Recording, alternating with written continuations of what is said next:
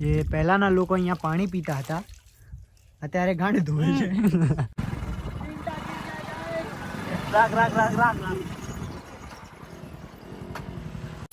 हे मावा किस गांव का है? आरेश का. તો મિત્રો આ છે અમારા પિન્ટુભાઈ, જેમના પગ પહોંચાતા નથી પણ તો પણ બાઇક હાંકવાની જીદ કરી રહ્યા છે. જેમને અમે બાઇક ચલાવવા આપ્યું છે, જોઈએ આપણને પડતા કરે છે કે પછી ખુદ પડે છે.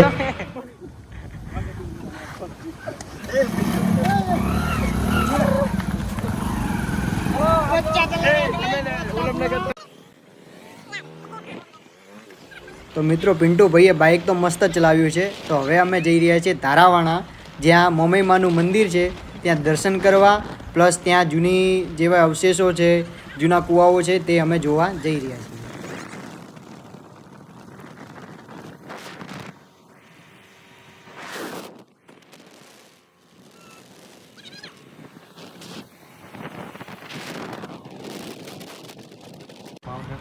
તો અહીંયાથી ડાબી બાજુ વળી જ્યાં કાચો રસ્તો છે અને ત્યાંથી જવાય છે મોમઈમાના મંદિરે.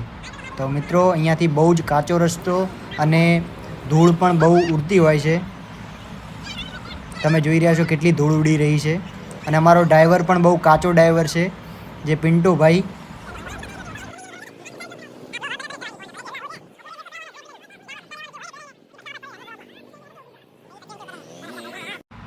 તો મિત્રો અહીંયાથી આપણે તો નીકળી જશું, પણ પિન્ટુભાઈ કેવી રીતે, એ ભાઈ પડ્યો પિન્ટુ પડ્યો. પિન્ટુભાઈ પડતા પડતા રહી ગયા છે. જુઓ જે બાઇક ચલાવી રહ્યા છે. ચલો બાઇક તો શાંતિથી નીકળી ગયા છે 3-3. પિન્ટુભાઈ બહુ જોશમાં છે, હાલ ઠોકી દોત. થોડાક રહી ગયા, આગળ જઈ રહ્યા છીએ અમે હવે. તો પિન્ટુભાઈને હવે ડ્રાઈવરમાંથી રદ કરીને સૂરજભાઈ બાઇક ચલાવી રહ્યા છે. અમારા મિત્રએ કીધું કે આ સાઈડથી લો, પણ અમારી એવી ચૂલ જાગી કે અમે આ સાઈડથી નીકળ્યા. તો જુઓ કે કેવા રસ્તામાંથી અમે નીકળ્યા છીએ. અહીંયાથી નીકળવું, બાઇક ચલાવવું એક કાઠું કામ હતું અમારા માટે, તો પણ અમે નીકળી રહ્યા છીએ અહીંયાથી. બાઇક ચલાવતા ચલાવતા જેવા અમે સારા રસ્તા પર ચડ્યા એવું જ અમારું ચપ્પલ પડી ગયું. તો ચપ્પલ લેવા રિટર્ન ગયા.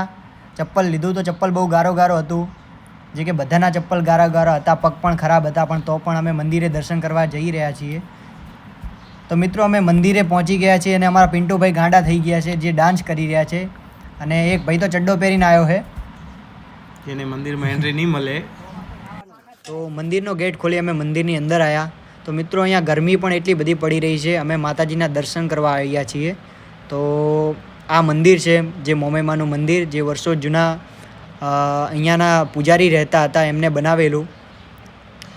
તો અહીંયા દર્શન કરવા આવ્યા, પણ કોઈ દર્શન કરવા જવા તૈયાર નહોતું થતું, કેમ કે કોઈના પગ નહોતા હારા. બાપુ હવે આવી જાય એમને એમ કદા ઈમેલ છે બધા લુખા છે. લો અમારા પગ ખરાબ હોવાથી અમારે તો દર્શન કરવા ના મળ્યા, અને પૂજારી આવી ગયા. પૂજારી પણ કહેવા માંડ્યા કે તમે દર્શન તમે તાર કરી લો, પણ અમારા પગ ખરાબ હોવાથી અમે બહારથી જ દર્શન કરી લીધા.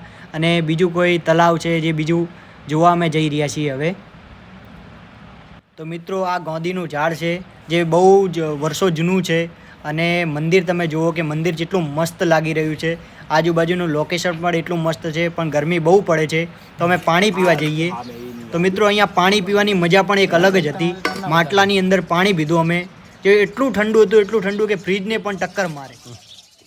તો મિત્રો પાણી પી અને હવે અમે પાછળ તલાવડી છે એ જોવા જઈએ છીએ. તો સૂરજભાઈ અમારા આગળ જઈ રહ્યા છીએ અને અમે બધા પાછળ એમની પાછળ છીએ. તો અહીંયા આગળ ગરમી પણ એટલી બધી, અને પ્લસ કે કાંટા પણ એવા હતા કે પગમાં વાગતા હતા. ચપ્પલ પણ અમારા બરાબર નહોતા.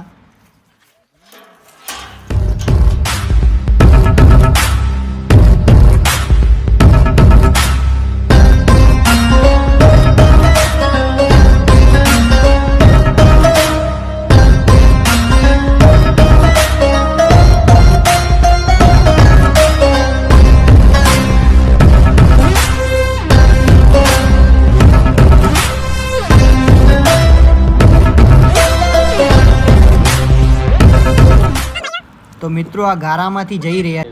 તો અમારા પિન્ટુભાઈ તો હારીજનો માવો ખાઈ રહ્યા છીએ.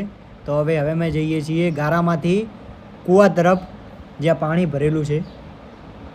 તો અહીંયા કને ગારો બહુ છે, પ્લસ કે અંદર કાંટા હોય જે પગમાં વાગી પણ શકે છે, પણ તો પણ અમે અંદર જઈ રહ્યા છીએ. આ એક વાવ છે, પગ ધોઈને હું ઉપર ચડીને હવે વાવ તરફ જઈશ. અમારા મસ્તીભાઈ ડિસ્કો ડાન્સ કરી રહ્યા છે. તો મિત્રો જુઓ અમારા સૂરજભાઈ અહીંયા પાણી પી રહ્યા છે, જે પીવાલાયક આ પાણી છે. જુઓ તમે પાણી પી રહ્યા છે. જુઓ આ પાણી, જે પહેલાંના લોકો અહીંયા પાણી પીતા હતા અત્યારે ગાંડ ધોવે છે. આ કહેતા પહેલાં જ અમારા બે ભાઈ પાણી પીતા તે ચમકીને ઊભા થઈ ગયા કે આ પાણી પીવાલાયક નથી હવે. તો મિત્રો આ બે તો પાણી પીધું, પણ હું તો અહીંયા આવીને પગ ધોઈશ. તો હું પગ ધોવા ગયો પણ નીચે ઉલ હતી, તો મને એવું લાગે હું લપટીને પડી જઈશ, તો હું પાછો ઉપર આવી ગયો. તો હવે અહીંયાથી હું તમને લોકેશન અહીંયાનું બતાવી દઉં. તો મિત્રો આ લોકેશન એટલું સુંદર લાગી રહ્યું છે અને અહીંયા કણ આવીને મને થોડી ઠંડક મહેસૂસ થાય છે.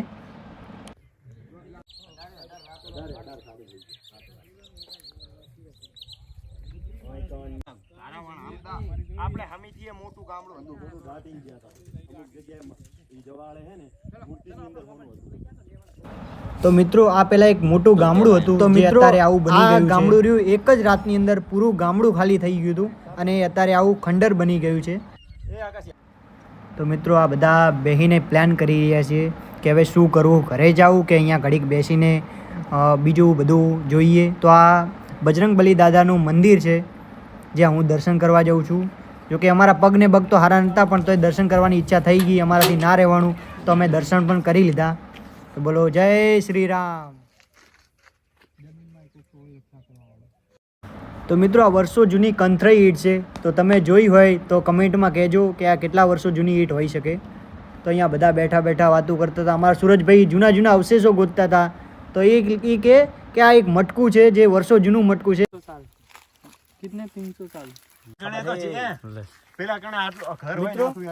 આ પેલા એને મટકી હતી, આની અંદર બધા પાણી ભરતા હતા અને ટૂંક સમયની અંદર આ પથ્થરની બદલી ગઈ છે, જે પાણીમાં પડી પડી ભગવાનનો એવો ચમત્કાર થયો કે પથ્થરની બદલી ગઈ.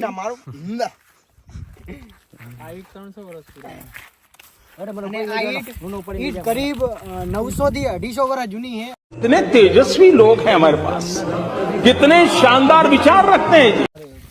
કેટલી વિચિત્ર ઈટ છે. આ 200 માપ જે ચેવડી, આમ માપ જે ચેવડી 200-300 વર્ષ પુરાની. कैसे कैसे लोग रहते हैं यार ये कतेला थक गया है बेहोश. તો મિત્રો આ હનુમાન દાદાનું કુંડ છે જ્યાં તેમની પૂજા હવન થાય છે અને ત્યાં તેમની ધજા લગાવેલી છે.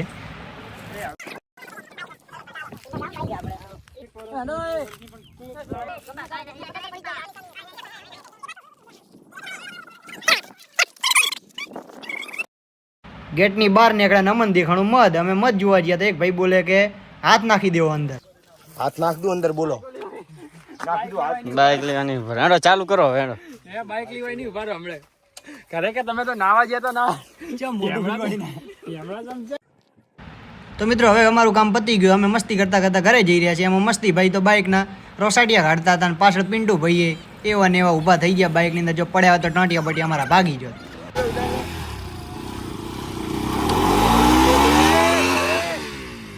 મસ્તી ભાઈ આવું કરતા હતા, બાઇક વાળાનો જીવ અદ્દર આવી ગયો કે બાઇક મારું ના તોડી નાખે. એમાં પિન્ટુ ભાઈ કે મારે આ બાઇક ચલાવવું, પગ તો પોકાતા નહીં, બાઇક ચલાવવાની વાત કરતા હતા. એમાં એમને માર પડી થોડી ઘણી. તો અમે ત્યાંથી ભાઈ નીકળી ગયા. પાછા એવા ધૂળવાળા રસ્તેથી નીકળ્યા. અહીંયા ધૂળ એટલી બધી ઉડતી હતી કે ત્યાં વાદળા થઈ ગયા હતા. અમને તો એમ જ લાગતું હતું કંઈ દેખાતું નથી. એવામાં પિન્ટુ ભાઈ આગળ જઈને પડતા થયા. તે કેમેરામાં તો નથી આવ્યું, પણ આવ્યું હોત તો બહુ વધારે મજા આવત.